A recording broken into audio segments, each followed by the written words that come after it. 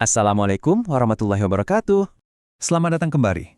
Coba bayangin deh, gimana kalau sisa makanan yang biasanya kita buang itu malah bisa jadi bahan bakar buat masak di dapur. Hari ini, kita bakal bedah tuntas sebuah model yang super inspiratif, namanya IV2.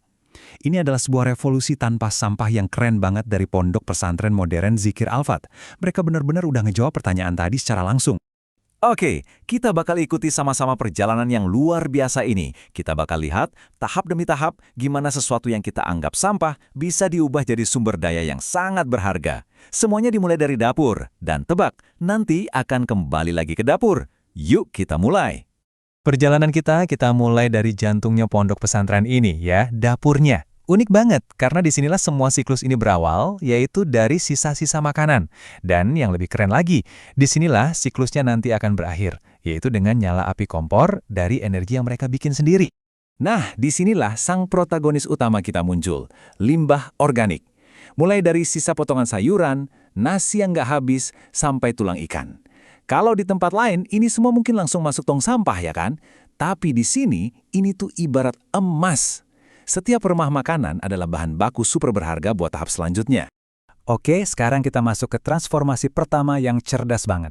Semua sisa makanan yang tadi kita lihat, itu nggak dibuang. Sama sekali nggak. Malah diolah jadi pakan ternak yang nutrisinya tinggi. Prosesnya itu efisien banget. Jadi, limbah dari dapur, ditambah sisa produksi lain kayak ampas tahu, dikumpulin semua. Terus diolah di tempat yang mereka sebut rumah produksi pakan ternak. Hasilnya, pakan bergizi tinggi yang langsung memangkas biaya operasional mereka.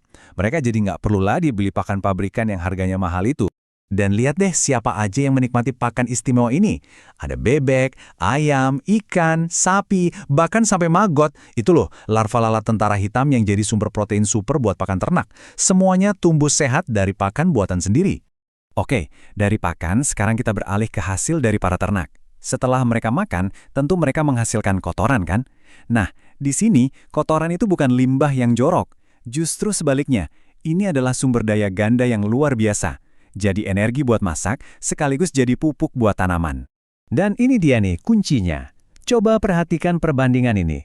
Mereka berhasil mengganti total biaya rutin buat beli gas LPG yang kita tahu harganya naik terus dengan biogas. Biogas ini sumber energi yang gratis, terbarukan, dan diproduksi sendiri di lokasi. Ini baru namanya kemandirian energi sejati.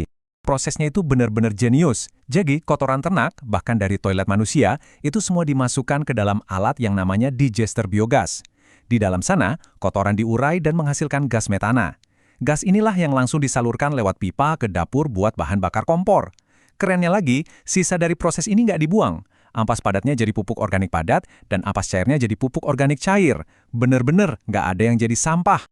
Nah, pupuk organik yang baru aja kita bahas tadi punya tugas penting berikutnya. Pupuk ini dikembalikan lagi ke tanah buat menyuburkan lahan pertanian mereka. Disinilah lingkarannya tertutup dengan sempurna. Dan hasilnya? Dengan pupuk organik super ini, mereka bisa menanam macam-macam tanaman. Ada sayuran segar buat makan sehari-hari, kedelai buat bahan baku bikin tahu dan tempe, bahkan tanaman obat herbal buat menjaga kesehatan para santri. Siklusnya nggak berhenti sampai di situ. Ini poin yang penting banget. Model ini bukan cuma soal swasembada atau bertahan hidup. Model ini juga menghasilkan nilai ekonomi yang nyata. Nah, sekarang kita ngomongin bisnisnya. Disinilah jiwa wirausaha mereka benar-benar kelihatan. Hasil panen mentah itu nggak langsung dijual gitu aja. Mereka olah dulu, jadi produk yang nilai jualnya lebih tinggi. Contohnya, kedelai diolah jadi tahu dan tempe.